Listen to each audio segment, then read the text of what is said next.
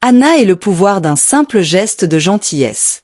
Anna avait toujours rêvé d'un avenir prometteur. Fille d'immigrants, elle avait appris très tôt que la vie demandait des efforts et du dévouement. Sa mère, couturière, et son père, ouvrier du bâtiment, lui avaient toujours répété l'importance du travail acharné. Inspirée par leur exemple, Anna s'était battue pour construire sa propre voie. À Londres, elle avait trouvé un emploi dans un restaurant chic du centre-ville. Ce n'était pas le travail de ses rêves, mais cela lui permettait de payer ses factures et de garder espoir en un avenir meilleur. Pourtant, la routine au restaurant était épuisante. Elle travaillait tard, faisait face à des clients exigeants et à un manager strict qui ne tolérait aucune erreur. Malgré tout, Anna donnait toujours le meilleur d'elle-même. Elle traitait chaque personne avec gentillesse, peu importe son apparence ou son statut. Pour elle, un sourire ou un geste bienveillant pouvait transformer la journée de quelqu'un. Par une nuit froide et pluvieuse, alors que le restaurant s'apprêtait à fermer, un homme discret entra. Il portait des vêtements simples et affichait une expression fatiguée. Il s'installa dans un coin, loin de l'agitation, et consulta le menu en silence. Anna l'observa et comprit rapidement de qui il s'agissait. N'Golo Kanté, le célèbre footballeur, connu pour son talent sur le terrain et son humilité en dehors. Il passa sa commande sans aucune prétention, comme n'importe quel client, un plat simple et une bouteille d'eau. Pendant qu'il attendait, certains clients le reconnurent et murmurèrent entre eux, mais personne n'osa l'approcher. Anna remarqua qu'il semblait épuisé, peut-être après un entraînement intense ou une journée chargée. Une fois son repas terminé, Kanté sortit sa carte pour payer. Mais un problème inattendu survint, le paiement fut refusé. Il réessaya, sans succès. Un serveur à proximité s'en aperçut et alerta le directeur, qui s'approcha avec une expression impatiente. « Monsieur, votre paiement n'a pas été autorisé. Avez-vous un autre moyen de régler ?» demanda le directeur d'un ton sec. Kanté, visiblement gêné, consulta son téléphone, probablement pour contacter sa banque. Le restaurant était déjà en train de fermer, et le directeur croisa les bras, de plus en plus agacé. « Si vous ne pouvez pas payer, nous devrons contacter le service financier pour régler ce problème », ajouta-t-il en haussant la voix. Les autres employés tournèrent la tête, curieux. Anna, elle, se sentait mal à l'aise. Cet homme n'était pas n'importe qui. Elle savait qu'il réglerait certainement la situation. Et même s'il n'avait pas été célèbre, n'importe qui pouvait se retrouver dans une telle situation. Anna connaissait cette gêne. Elle avait vu sa propre mère humiliée par le passé, incapable de payer une facture. Sans hésiter, elle s'approcha discrètement du caissier. « Pouvez-vous utiliser ma carte pour régler, s'il vous plaît ?» murmura-t-elle.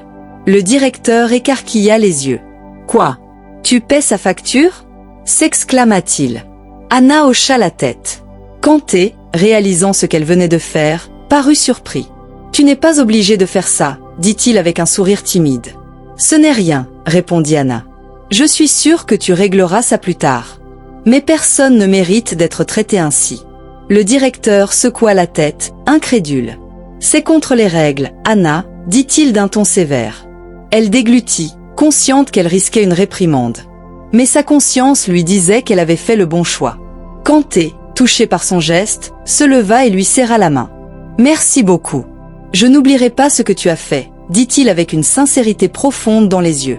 Il quitta ensuite le restaurant discrètement, sans attirer davantage l'attention. Anna ignorait alors que cette nuit allait changer sa vie à jamais. Le lendemain matin, Anna arriva au travail, sereine. Pour elle, aider Kanté n'avait été qu'un simple acte d'humanité. Mais en entrant, elle remarqua les regards étranges de ses collègues. Certains chuchotaient, d'autres évitaient son regard. Quelque chose n'allait pas. À peine eut-elle le temps de se rendre au vestiaire qu'une serveuse, Camilla, s'approcha, l'air inquiet. « Tu as vu ce qui s'est passé ?» demanda Camilla. « De quoi parles-tu » répondit Anna, perplexe. Camilla lui tendit son téléphone. L'histoire de la veille avait fuité sur Internet. Un client présent au restaurant avait reconnu Kanté et partagé l'incident sur Twitter. N'Golo Kanté n'a pas pu payer dans un restaurant, et une employée a réglé sa facture pour lui. Quel geste incroyable! Le tweet avait déjà des milliers de likes et de commentaires. Certains trouvaient l'anecdote amusante, d'autres saluaient la générosité d'Anna, et quelques-uns se demandaient comment un joueur millionnaire pouvait se retrouver dans une telle situation.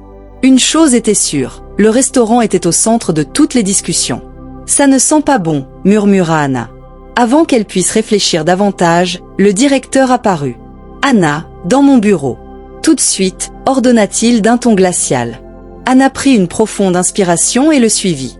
En entrant, Elle le vit assis derrière son bureau, les bras croisés, l'air fermé. « Tu sais que tu as enfreint une des règles les plus importantes de l'établissement, n'est-ce pas ?» lança-t-il.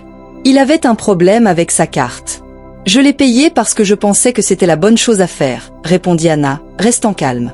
Le directeur tapa sur la table, irrité. « Les règles existent pour une raison. Tu ne peux pas payer la facture d'un client. Ce n'est pas une œuvre de charité ici. » Mais ce n'était pas n'importe quel client, protesta Anna. Et même s'il l'avait été, il pouvait clairement se le permettre. C'était une erreur bancaire, pas un manque d'argent. Le directeur soupira, passant une main sur son front comme pour contenir sa frustration. Peu importe qui il était. Tu nous as mis dans une situation compliquée. Maintenant, des gens sur Internet pensent que nous avons maltraité un joueur célèbre. Le propriétaire est furieux. Donc, vous vous souciez de l'image du restaurant, mais pas de la façon dont vous traitez les gens ? Rétorqua Anna. Le directeur la fixa, visiblement agacé. Le problème, c'est que tu as agi de ton propre chef, contre le protocole. J'aurais pu te donner un simple avertissement, mais le propriétaire veut faire un exemple. Anna sentit un frisson lui parcourir le dos. Qu'est-ce que ça veut dire ? Demanda-t-elle. Il détourna le regard, mal à l'aise.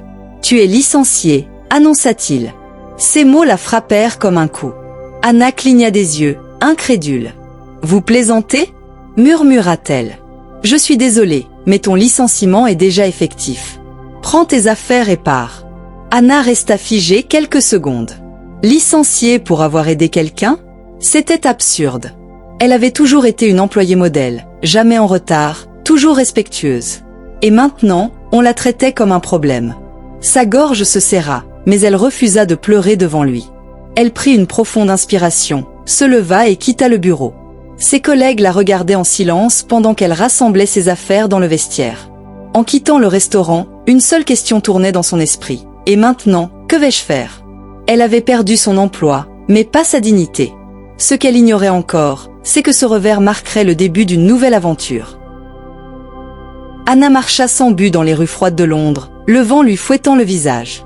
Son téléphone vibrait dans sa poche, mais elle n'avait pas la force de regarder. Elle savait que certains messages venaient de collègues inquiets, d'autres de connaissances ayant vu l'histoire devenir virale. Arrivée chez elle, elle s'effondra sur son canapé, épuisée. « Comment vais-je payer mes factures ?» se demanda-t-elle. Trouver un nouvel emploi prendrait du temps, et les opportunités ne se présentaient pas facilement. Finalement, elle prit son téléphone et ouvrit Twitter. L'histoire continuait de faire le buzz. Certains critiquaient le restaurant pour l'avoir licencié, d'autres tentaient de taguer Kanté dans les commentaires, espérant une réaction de sa part. Soudain, une notification inattendue apparut, un message privé. « Salut Anna, c'est N'Golo Kanté. Pourrais-tu m'appeler quand tu as un moment ?» Son cœur s'emballa. C'était lui. Elle fixa le message, hésitante, puis prit une profonde inspiration et composa le numéro. Après quelques sonneries, la voix calme et douce de Kanté résonna. « Anna ? Oui, c'est moi, répondit-elle, un peu nerveuse. J'ai entendu ce qui s'est passé. Je suis vraiment désolée. Je ne voulais pas te causer de problème. Anna ferma les yeux un instant. Ce n'est pas ta faute, N'Golo. C'est la décision du restaurant. Ils ont préféré se cacher derrière leurs règles plutôt que de faire preuve d'humanité. Il y eut une courte pause, puis Kanté reprit. J'admire ce que tu as fait.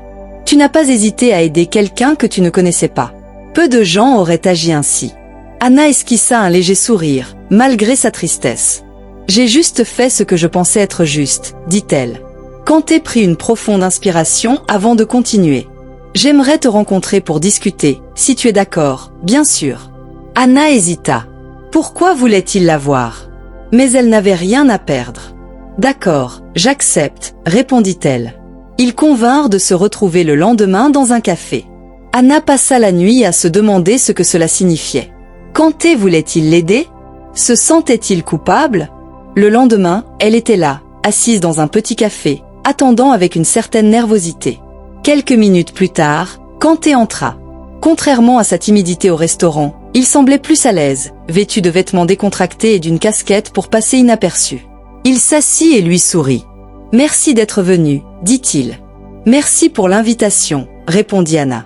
Kanté prit le menu, mais il semblait peu intéressé. « Je ne voulais pas que ta gentillesse te cause des ennuis, » expliqua-t-il. « J'y ai réfléchi toute la nuit, et j'ai pris une décision. Anna pencha la tête, curieuse. Quelle décision? Demanda-t-elle. Je veux t'offrir un travail, annonça-t-il. Anna cligna des yeux, incrédule.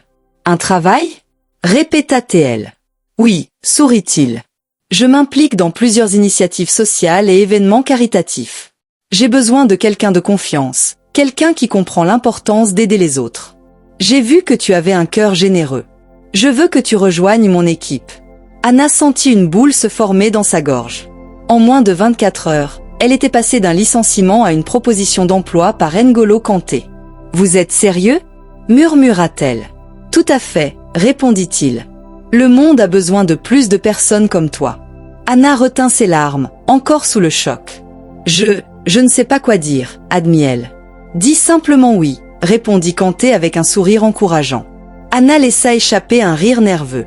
Tout cela semblait irréel. « Je n'ai jamais travaillé dans des événements caritatifs.